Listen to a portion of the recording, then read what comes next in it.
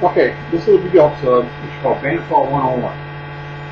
It's called a bandsaw. I'll open this up and I'll show you. Hopefully.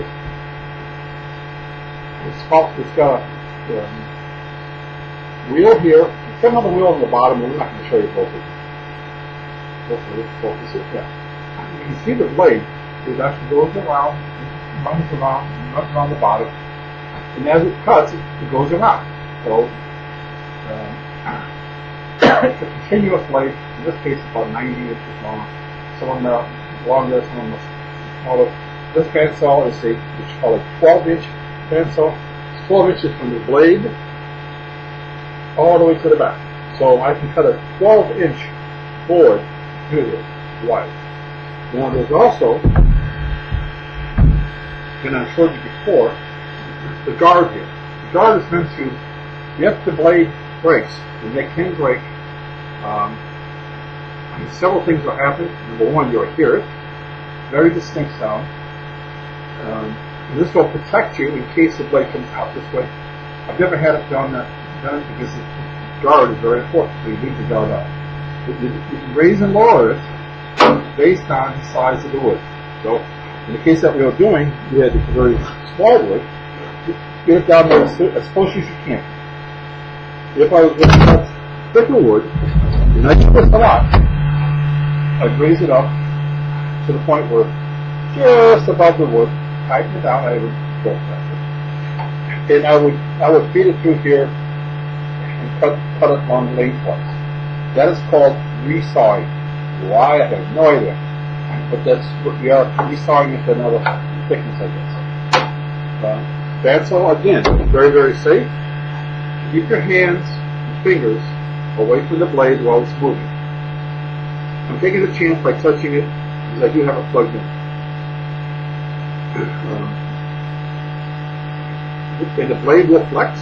There's a lot of give in this. Here's one thing you do if you're going to cut a board, cut something. If you're going to cut something, you don't do. Start cutting it, and let's say you're done and you want to take it out. Do not pull it back towards you.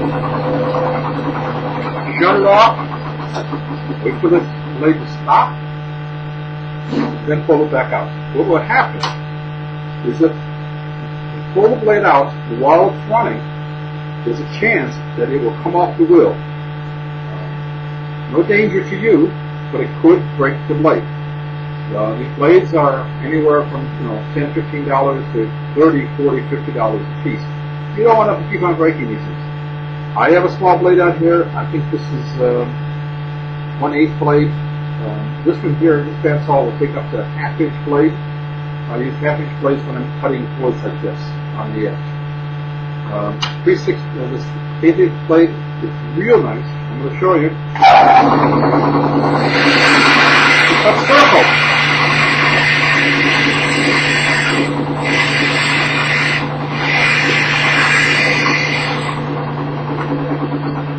Unlike the other, I hope you can see that. I'm waiting for the blade to stop before I do anything. And unlike the scroll saw, the bandsaw cuts circles, but not as small.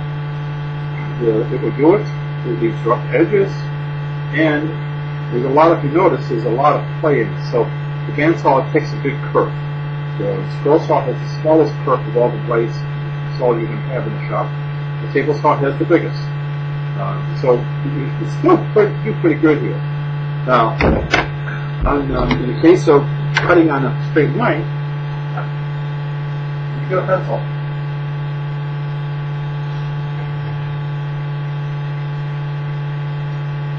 I wasn't totally ready this time. This way we're going to cut a straight line here, right? And then we're going to cut this out. We're going to cut a notch out of your blade. On a scroll saw, you could go down there and twist it, cut it through. Not so on a bandsaw. Up a notch. Alright, I did what I told you not to do. I told you not to pull it out with the money. Alright. Don't do that.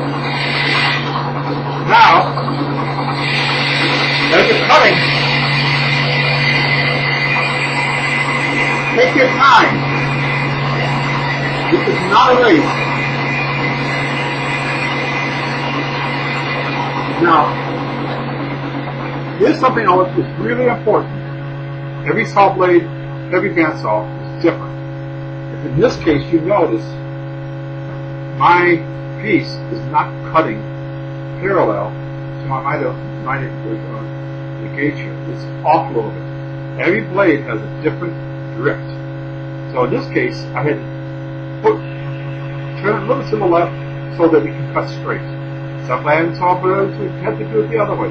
Some perfectly straight. The smaller the blade, the harder it is to get it perfectly tuned to cut perfectly straight. On my half inch blade, I can get that so I can cut it right straight. There's another, safety-wise, another thing you notice I did. Put this on. I can let go of the piece of wood and not worry about it. It's not going anywhere. So if you're cutting,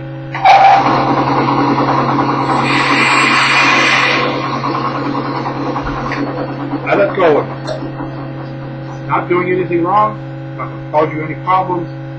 It's safe. Just keep your fingers away from the blade. If you touch that blade, it will cut you. But again, it's you that's doing it. Just always remember, it's smarter than the bandsaw. Okay, when we get to the table saw, we're going to do that. That's not always the case. It has a mind of its own. Bandsaw is not only is the blade moving, but the wood is moving. It's moving against you. So there's a chance for that piece of wood to come flying back at you.